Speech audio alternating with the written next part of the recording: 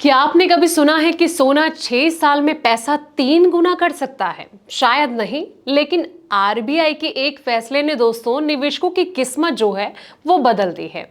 Gold bond की ताजा redemption price ने सबको चौंका दिया है। बिना किसी रिस्क के, बिना किसी मेकिंग चार्जेस के निवेशकों को मिला है ऐसा रिटर्न जिसने शेयर बाजार को भी पीछे छोड़ दिया है। क्या आपने चेक किया अपना पोर्टफोलियो? तो चलिए जानते हैं इस वीडियो में सारे आंकड़े के बारे में। नमस्कार, मैं हूं आपके साथ संध्या बिष्ट और आप देख रहे हैं द इकोनॉमिक टाइम्स हिंदी। दोस्तों, भारतीय रिजर्व बैंक यानी कि आरबीआई ने सॉवरेन गोल्ड बॉन्ड एसजीबी 2020 से लेकर 21 सीरीज 1 के लिए समय से पहले रिडेम्पशन की कीमत की घोषणा की।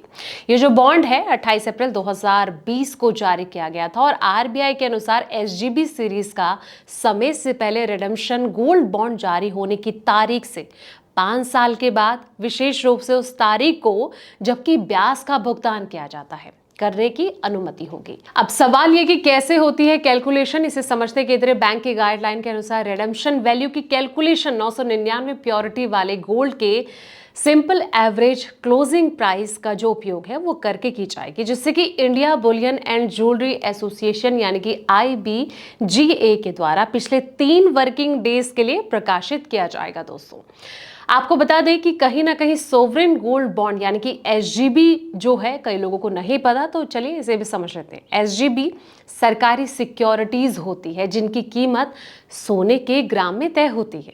ये असली सोना रखने का एक ऑप्शन माना जाता है।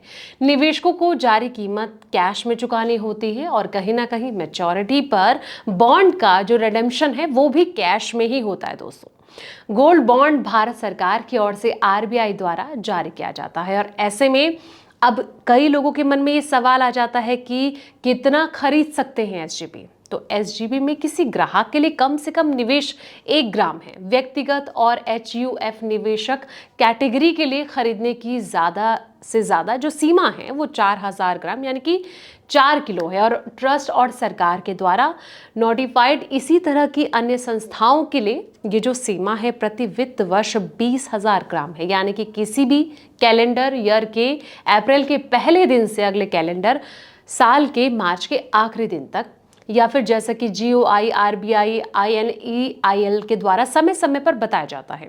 अगर बॉन्ड ज्वाइंट रूप से रखे गए हैं तो ये जो सीमा है पहले आवेदक पर लागू होगी। सालाना सीमा में सरकार के द्वारा शुरुआती जारी करने के दौरान अलग अलग किश्तों में खरीदे गए जो बॉन्ड है, साथ ही सेकेंडरी मार्केट से खरीदे गए बॉन्ड भी शामिल होंगे। तो अब सवाल ये आता है कि एसजीबी पर ब्याज दर क्या है? तो ये जो बॉन्ड है शुरुआती निवेश की रकम पर 2.5% यानी कि फिक्स्ड रेट प्रति ईयर की दर से ब्याज देते हैं।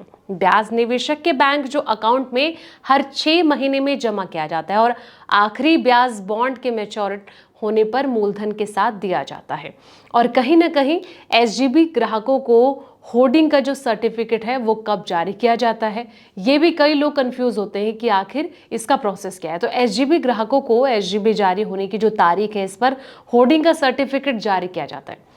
होर्डिंग का जो सर्टिफिकेट है वो जारी करने वाले बैंक, SHCIL दफ्तर और डाकघरों, चुने गए स्टॉक जो है एक्सचेंज एजेंट से लिया जा सकता है, या फिर अगर आवेदन फॉर्म से ईमेल एड्रेस दिया गया है तो सीधे आरबीआई से ईमेल पर भी पाया जा सकता है। तो जिस तरीके से इस बॉन्ड ने निवेशकों की चांदी करके रख दी है, ऐसे में ये देखना होगा कि आने वाले वक्त में और कितना मुनाफा ये निवेशकों को करवाते हैं।